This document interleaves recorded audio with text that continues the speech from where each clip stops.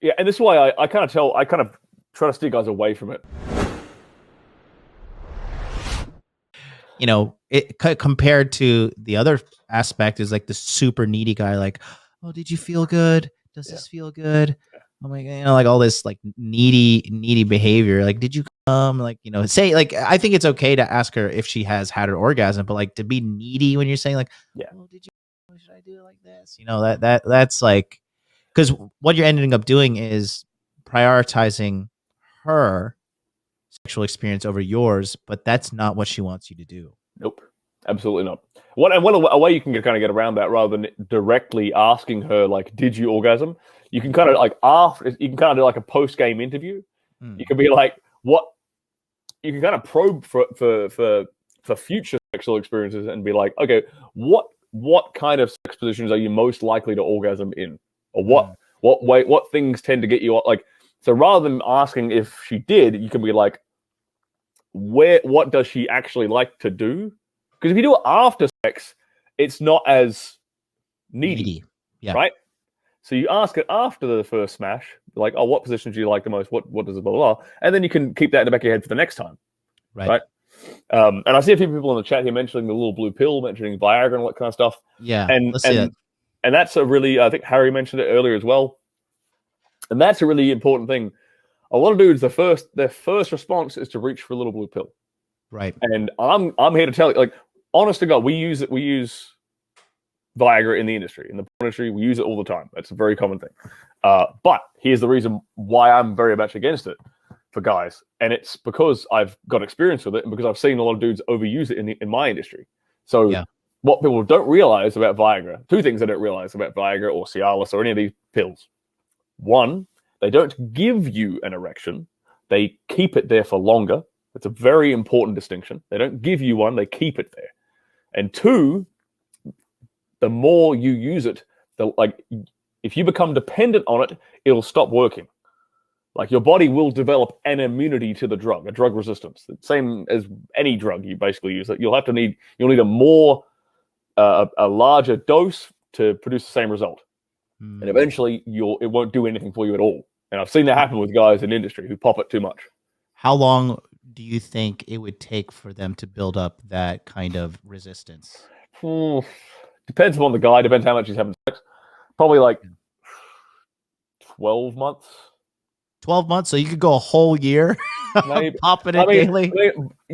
Popping it, maybe not. If you pop it daily, probably like 6 months. If you're doing it daily. Let me ask you this. By no means am I discrediting you. I will say Viagra versus Cialis. I think, Viagra, it's like, I don't know.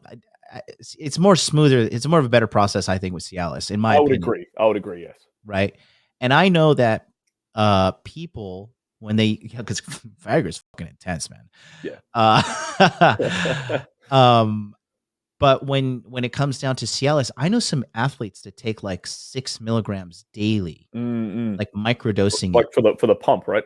For the pump, and then I don't know if I want to say who told me he does this. No, don't name name. Don't out anybody.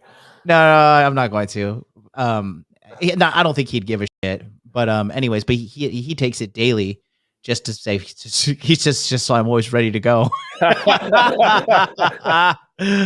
I'll send it to you in the private chat. But he says like he takes it 6 milligrams daily just to be ready, and he says that he does it for the health benefits as well. But I'm by no means am I discrediting you.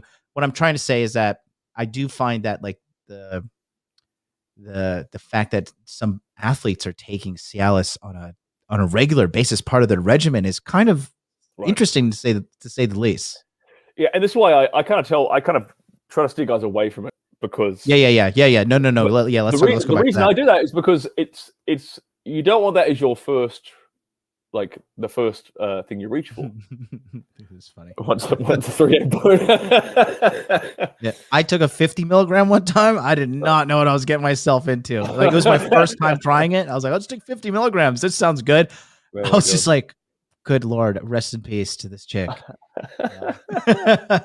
Oh, Jesus. But the thing is, like, you're not. It's kind of like a Band-Aid. Like you're not. Yeah. the root cause of why you are having a problem, like an erection problem, you're not dealing with that if you're just popping a blue pill, especially if it's a mentally caused problem. Right. Because for a lot of these dudes will have like they'll have some kind of anxiety, or they'll have some kind of mental block, or they're not present, or whatever it might be, mentally, that's causing them to lose their boner.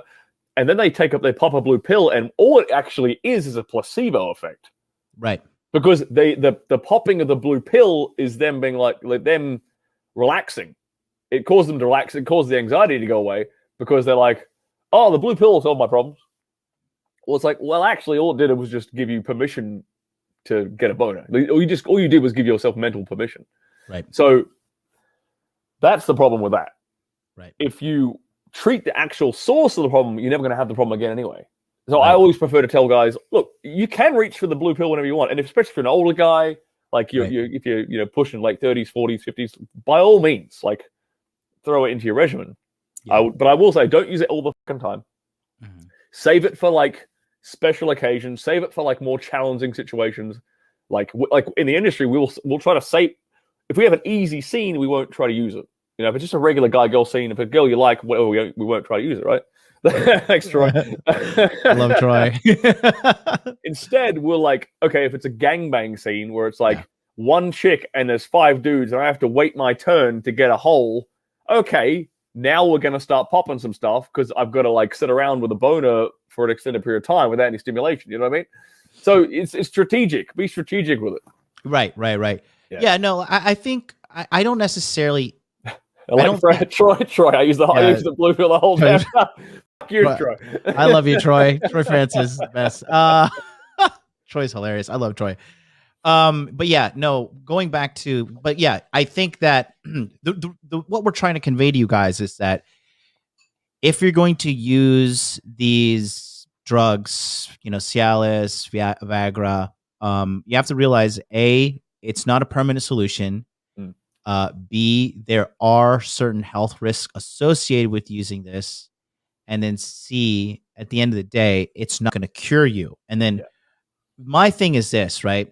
I am in this industry of helping men to cure men, right? That's my biggest thing is like, and you could see by the talents that have come from my coaching as well. I mean, not to take anything away from you, but even you is like when we did our coaching, like now you have a fucking thriving brand, right? I mean, Red Pill Thor, Hypnosis for Men, Fresh and Fit, all those guys, right? Students of mine. And Fresh and Fit's in the chat. What's up, Myron? And so, the goal for me is to cure the man, not to put a Band-Aid on him, right? Not to say that, just stay in my Patreon or just sign up for my next course or my next boot camp or whatever. And I think that's really the sign of a good teacher is one that cures. And so that's what we're trying to talk to you guys about today is we want you guys to get cured. So what Sterling's talking about is, yes, like, dude, honestly, sometimes I just want to pop a Cialis or Viagra and just like fucking dominate a girl. I just want to just like completely dominate her. I just want to just stand over her and be like, that's what you get, and it's fun. It's it's gratifying to the ego. I mean, you know what it's like, Sterling, you do it for a living. And then, but I don't think it should be a lifestyle of being dependent on it. I think it's more important for you to, focus on the big 3. I'm going to start saying the big 4 soon, which is money, muscles, game, frame. When you have those money, muscles, game, frame, you're in the money. And, so I think like we want to like do our best to like provide an all natural approach, because you don't want to become dependent on these things because it's just not a good lifestyle to be dependent on anything really. And the thing is, like, all of the like cures for these problems, right?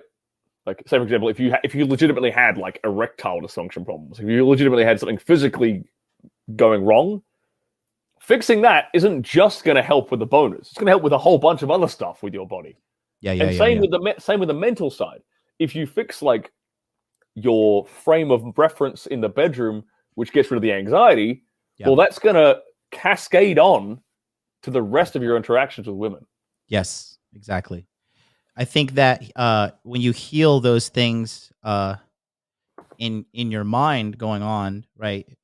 Because the erectile dysfunction and the stuff, these are